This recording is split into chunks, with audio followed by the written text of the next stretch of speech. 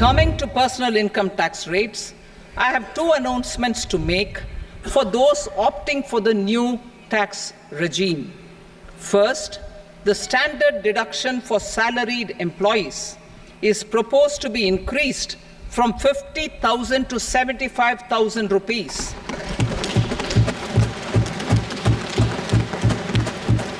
Similarly, deduction on family pension for pensioners is proposed to be enhanced from 15,000 to 25,000 rupees. This will provide relief to about 4 crore salaried individuals and pensioners.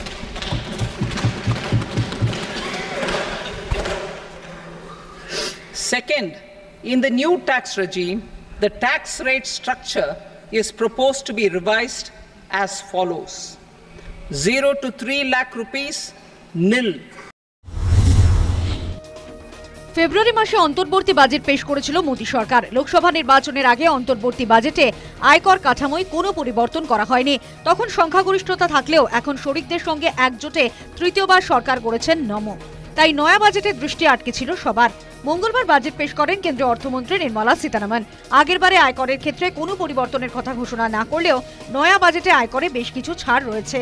নয়া কর কাঠামোয় standard deduction ৭৫,০০০ টাকা করার কথা ঘোষণা করেছেন অর্থমন্ত্রী। আগে standard deduction ৫০,০০০ টাকা পর্যন্ত কর্মকুবের আবেদন করতে পারতেন চাকুরিজীবীরা, এবার তা ২৫,০০০ টাকা বাড়ল। গত আর্থিক বছরের তুলনায় চাকুরিজীবীরা ১৭,৫০০ টাকা আয়কর বাঁচাতে পারবেন। অর্থমন্ত্রী জানান, বার্ষিক ৩ লক্ষ টাকা পর্যন্ত কর ছাড় রয়েছে।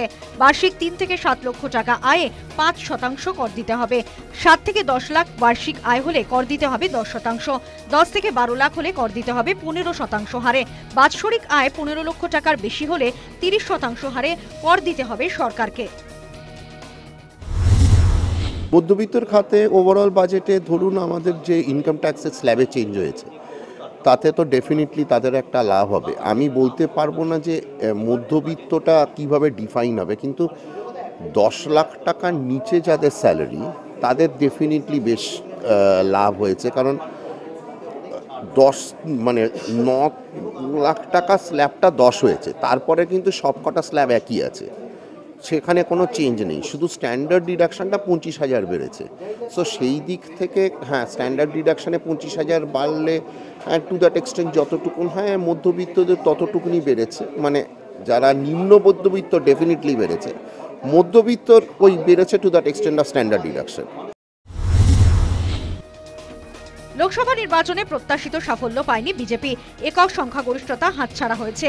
মধ্যবিত্ত মানুষের একটা অংশ মুখ ফিরিয়েছে বিজেপির থেকে। সে কারণেই কি আয়করে কিছুটা স্বস্তি এলো মধ্যবিত্ত? News time.